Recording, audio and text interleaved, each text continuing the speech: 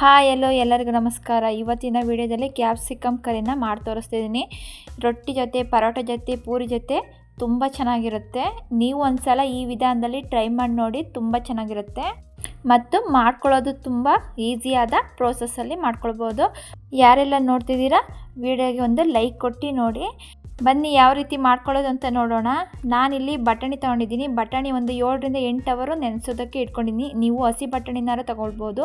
ನಾನಿಲ್ಲಿ ಕ್ಯಾಪ್ಸಿಕಮ್ ತೊಗೊಂಡಿದ್ದೀನಿ. ಬಟಾಣಿಯ ಬೇಯಿಸ್ಕೊಳ್ಬೇಕು. ನೀರು ಹಾಕ್ಬಿಟ್ಟು ಸ್ವಲ್ಪ ಉಪ್ಪು ಹಾಕಿ ನಾನು ಬೇಯೋಕ್ಕೆ ಇಟ್ಕೊಳ್ತಿದ್ದೀನಿ. ಈಗ ನಾವು ಮಸಾಲೆ ರೆಡಿ ಮಾಡ್ಕೊಳ್ಳೋಣ. ಒಂದು ಬಾಣಲಿ ಇಟ್ಬಿಟ್ಟು 2 ಟೇಬಲ್ ಸ್ಪೂನ್ ಅಷ್ಟು ಎಣ್ಣೆ ಹಾಕಿ, ಎಣ್ಣೆ ಬಿಸಿ ಆದಮೇಲೆ ಒಂದು ಅರ್ಧ ಟೇಬಲ್ ಸ್ಪೂನ್ ಅಷ್ಟು ಜೀರಿಗೆ, ಒಂದು ಏಲಕ್ಕಿಕಾಯಿ, ಒಂದು 3 ಲವಂಗ, ಸ್ವಲ್ಪ ಚಕ್ಕೆ ನೋಡಿ, ಒಂದು 2 ಟೇಬಲ್ ಸ್ಪೂನ್ ಅಷ್ಟು ನಾನು ಕಡಲೆ ಬೀಜ ಹಾಕ್ಕೊಳ್ತಿದ್ದೀನಿ. ಕಡಲೆ ಬೀಜ ಹಾಕಿ ನಾವು ಫ್ರೈ ಮಾಡ್ಕೊಳ್ಬೇಕು. ನಾವು ಫ್ರೈ ಮಾಡ್ಕೊಳ್ಬೇಕಾದ್ರೆ ಸ್ಟವ್ನ ಮೀಡಿಯಮ್ ಫ್ಲೇಮಲ್ಲೇ ಇಟ್ಕೊಂಡು ಫ್ರೈ ಮಾಡ್ಕೊಳ್ಬೇಕು. ನೋಡಿ, ಶುಂಠಿ ಮತ್ತು ಬೆಳ್ಳುಳ್ಳಿನ ನಾನು ಹಾಕ್ಕೊಳ್ತಿದ್ದೀನಿ. ಒಂದು ಈರುಳ್ಳಿನ ಕಟ್ ಮಾಡಿಕೊಂಡು ಹಾಕ್ಕೊಂಡು ಫ್ರೈ ಮಾಡ್ಕೊಳ್ಬೇಕು. ನೋಡಿ, ನಾವು ಮೀಡಿಯಮ್ ಫ್ಲೇಮಲ್ಲೇ ಎಲ್ಲ ಮಸಾಲೆನೆಲ್ಲ ಚೆನ್ನಾಗಿ ಫ್ರೈ ಮಾಡ್ಕೊಳ್ಬೇಕು. ಒಂದು ಹಸಿರು ಮೆಣಸಿನ್ಕಾಯಿ ಹಾಕ್ಕೊಳ್ತಿದ್ದೀನಿ. ಒಂದು ಮೀಡಿಯಮ್ ಸೈಜ್ದು ಟೊಮೊಟೊ ಕೂಡ ಕಟ್ ಮಾಡ್ಕೊಂಡು ಹಾಕ್ಕೊಳ್ಬೇಕು. ಈಗ ಚೆನ್ನಾಗಿ ಫ್ರೈ ಮಾಡ್ಕೊಳ್ಳೋಣ. ಒಂದು 0.5% ಫ್ರೈ ಮಾಡಿಕೊಂಡ್ರೆ ಸಾಕು. ಈಗ ಸ್ವಲ್ಪ ಕೊತ್ತಂಬರಿ ಸೊಪ್ಪು ಕೂಡ ಹಾಕ್ಕೊಳ್ತಿದ್ದೀನಿ. ಈಗ ಹಾಕ್ಬಿಟ್ಟು 1 ನಿಮಿಷಗಳ ಕಾಲ ಅದನ್ನು ಚೆನ್ನಾಗಿ ಫ್ರೈ ಮಾಡ್ಕೊಳ್ಬೇಕು. ಅರ್ಧ ಕಪ್ನಷ್ಟು ಒಣ ಕೊಬ್ಬರಿನ ನಾನು ಹಾಕ್ಕೊಳ್ತಿದ್ದೀನಿ. ಹಾಕ್ಬಿಟ್ಟು ಮಿಕ್ಸ್ ಮಾಡಿಕೊಂಡು ಸ್ಟವ್ನ ಆಫ್ ಮಾಡ್ಕೊಳ್ಳೋಣ. ಸ್ಟವ್ನ ಆಫ್ ಮಾಡಿಬಿಟ್ಟು ಅದು ಪೂರ್ತಿ ತಣ್ಣಗಾದ್ಮೇಲೆ ಅದನ್ನು ಗ್ರೈಂಡ್ ಮಾಡ್ಕೊಳ್ಬೇಕು. ಈಗ ಬೇರೆ ಬಾಣಲಿಗೆ ಒಂದು 4 ಟೇಬಲ್ ಸ್ಪೂನ್ ಅಷ್ಟು ನಾನು ಎಣ್ಣೆ ಹಾಕ್ಕೊಳ್ತಿದ್ದೀನಿ. ಎಣ್ಣೆ ಬಿಸಿ ಆದಮೇಲೆ 1 ಟೇಬಲ್ ಸ್ಪೂನ್ ಅಷ್ಟು ಸಾಸಿವೆ, ಒಂದು ಅರ್ಧ ಟೇಬಲ್ ಸ್ಪೂನ್ ಅಷ್ಟು ಜೀರಿಗೆ ಹಾಕ್ಬಿಟ್ಟು ಫ್ರೈ ಮಾಡ್ಕೊಳ್ಬೇಕು. 2 ಈರುಳ್ಳಿನ ನಾನು ಸಣ್ಣದಾಗಿ ಕಟ್ ಮಾಡಿಕೊಂಡು ಹಾಕ್ಕೊಳ್ತಿದ್ದೀನಿ. ಸ್ವಲ್ಪ ಕರಿಬೇವಿನ ಸೊಪ್ಪು ಕೂಡ ಹಾಕ್ಕೊಳ್ಬೇಕು. ಹಾಕ್ಬಿಟ್ಟು ಚೆನ್ನಾಗಿ ಫ್ರೈ ಮಾಡ್ಕೊಳ್ಳೋಣ. ನಾವು ಈರುಳ್ಳಿನೆಲ್ಲ ಫ್ರೈ ಮಾಡ್ಕೊಳ್ಬೇಕಾದ್ರೆ ಸ್ಟವ್ನ ಮೀಡಿಯಮ್ ಫ್ಲೇಮಲ್ಲೇ ಇಟ್ಕೊಂಡು ಚೆನ್ನಾಗಿ ಫ್ರೈ ಮಾಡ್ಕೊಳ್ಬೇಕು.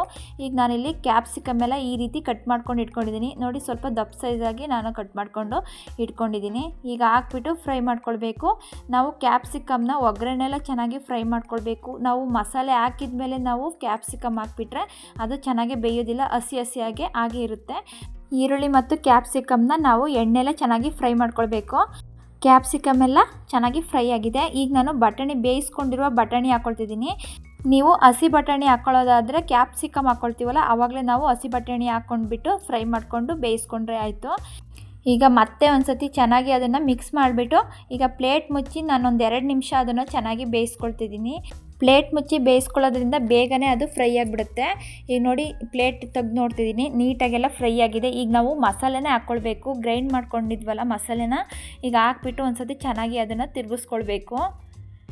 ನೋಡಿ, ಸಿಂಪಲ್ಲಾಗಿ ನಾವು ಈ ಕರಿನ ಮಾಡ್ಕೊಳ್ಬೋದು. ಕ್ಯಾಪ್ಸಿಕಮ್ ಕರಿನ ನೀವು ಒಂದು ಸತಿ ಟ್ರೈ ಮಾಡಿ, ತುಂಬಾ ಟೇಸ್ಟಿಯಾಗಿರುತ್ತೆ. ಈಗ ನೋಡಿ, ಮಸಾಲೆ ಎಲ್ಲ ಹಸಿ ವಾಸನೆ ಹೋಗುವವರೆಗೂ ನಾನು ಅದನ್ನು ಫ್ರೈ ಮಾಡ್ಕೊಂಡಿದ್ದೀನಿ. ಈಗ ನಾವು ಮಿಕ್ಸಿ ಜಾರ್ ತೊಳೆದಿದ್ದ ನೀರನ್ನ, ಮಸಾಲೆ ಇರುತ್ತಲ್ಲ ಅದನ್ನೆಲ್ಲ ತೊಳೆದ್ಬಿಟ್ಟು ಹಾಕ್ಕೊಳ್ತಿದ್ದೀನಿ. ಈಗ ಎಲ್ಲ ಒಂದ್ಸತಿ ಚೆನ್ನಾಗಿ ಮಿಕ್ಸ್ ಮಾಡ್ಕೊಳ್ಳೋಣ. ಈಗ ನಾವು ಖಾರ ಪುಡಿ ಹಾಕ್ಕೊಳ್ಬೇಕು. ನಾನಿಲ್ಲಿ 1 ಟೇಬಲ್ ಸ್ಪೂನ್ ಅಷ್ಟು ಖಾರ ಪುಡಿ ಹಾಕ್ಕೊಳ್ತಿದ್ದೀನಿ. 2 ಟೇಬಲ್ ಸ್ಪೂನ್ ಅಷ್ಟು ಧನಿಯಾ ಪೌಡ್ರ್ ಹಾಕ್ಕೊಳ್ತಿದ್ದೀನಿ. ಹಾಕ್ಬಿಟ್ಟು ಒಂದು ಸತಿ ಚೆನ್ನಾಗಿ ಮಿಕ್ಸ್ ಮಾಡ್ಕೊಳ್ಬೇಕು. ಗ್ರೇವಿ ಸ್ವಲ್ಪ ತೆಳುವಾಗಿರಬೇಕು ಅಂದರೆ ನೀವು ಸ್ವಲ್ಪ ನೀರು ಹಾಕ್ಕೊಂಡು ಅದನ್ನು ಮಿಕ್ಸ್ ಮಾಡಿಕೊಂಡ್ರೆ ಸಾಕು. ನಾವು ಕುದಿಸ್ಬೇಕಾದ್ರೆ ಮತ್ತೆ ಅದು ಗಟ್ಟಿ ಆಗೋದ್ರಿಂದ ಸ್ವಲ್ಪ ಬೇಕಾದರೆ ನೀರು ಬೇಕಾದ್ರೆ ಹಾಕ್ಕೊಂಡು ಕುದಿಸ್ಕೊಳ್ಬೋದು. ರುಚಿಗೆ ತಕ್ಕಷ್ಟು ಉಪ್ಪು ಹಾಕ್ಕೊಳ್ಬೇಕು. ಅರ್ಧ ಟೇಬಲ್ ಸ್ಪೂನ್ ಅಷ್ಟು ನಾನು ಅರಿಶಿನ ಪೌಡ್ರ್ ಹಾಕ್ಕೊಂಡು ಈಗ ಮಿಕ್ಸ್ ಮಾಡ್ಕೊಳ್ತಿದ್ದೀನಿ. 1 ಟೇಬಲ್ ಸ್ಪೂನ್ ಅಷ್ಟು ಗರಂ ಮಸಾಲ ಹಾಕ್ಕೊಳ್ತಿದ್ದೀನಿ. ಗರಂ ಮಸಾಲ ಹಾಕ್ಕೊಳ್ಳೋದ್ರಿಂದ ತುಂಬ ಚೆನ್ನಾಗಿರುತ್ತೆ. ಈಗ ನಾವು ಒಂದು ಸಲ ಚೆನ್ನಾಗಿ ಮಿಕ್ಸ್ ಮಾಡ್ಕೊಳ್ಬೇಕು. ಈಗ ಕಸೂರಿ ಮೇಥಿ ಹಾಕ್ಕೊಳ್ಳೋಣ. ನಾವು ಕಸೂರಿ ಮೇಥಿ ಹಾಕ್ಕೊಳ್ಳೋದ್ರಿಂದ ಟೇಸ್ಟ್ ಕೂಡ ತುಂಬ ಚೆನ್ನಾಗಿರುತ್ತೆ, ಫ್ಲೇವರ್ ಕೂಡ ತುಂಬ ಚೆನ್ನಾಗಿರುತ್ತೆ. ನಾನಿಲ್ಲಿ 1 ಟೇಬಲ್ ಸ್ಪೂನಷ್ಟು ಕಸೂರಿ ಮೇಥಿ ಹಾಕ್ಕೊಳ್ತಿದ್ದೀನಿ. ಒಂದು ಅರ್ಧ ಕಪ್ನಷ್ಟು ನಾನು ಮೊಸರು ಹಾಕ್ಕೊಳ್ತಿದ್ದೀನಿ. ಮೊಸರು ಹಾಕ್ಕೊಳ್ಳೋದ್ರಿಂದ ತುಂಬ ಟೇಸ್ಟಿಯಾಗಿ ತುಂಬ ಚೆನ್ನಾಗಿರುತ್ತೆ. ಈಗ ಎಲ್ಲ ಒಂದು ಸತಿ ಮಿಕ್ಸ್ ಮಾಡಿಬಿಟ್ಟು ಈಗ ನಾವು ಅದನ್ನು ಕುದಿಯೋಕ್ಕೆ ಬಿಡಬೇಕು.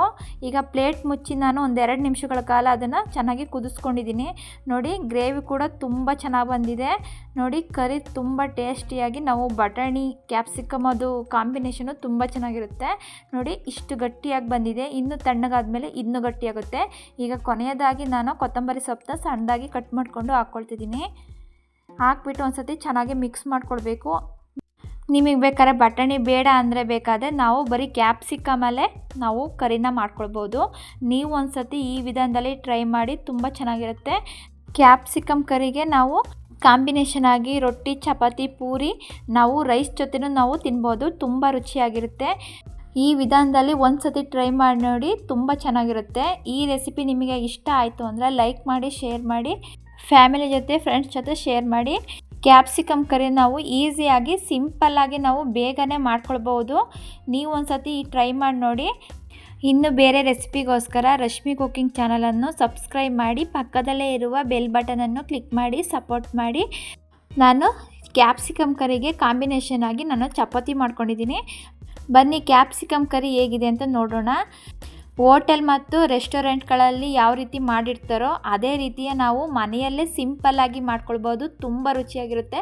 ಟೇಸ್ಟ್ ಕೂಡ ತುಂಬ ಚೆನ್ನಾಗಿ ಬಂದಿದೆ. ನೀವು ಒಂದು ಸತಿ ಟ್ರೈ ಮಾಡಿ ನೋಡಿ. Thank you.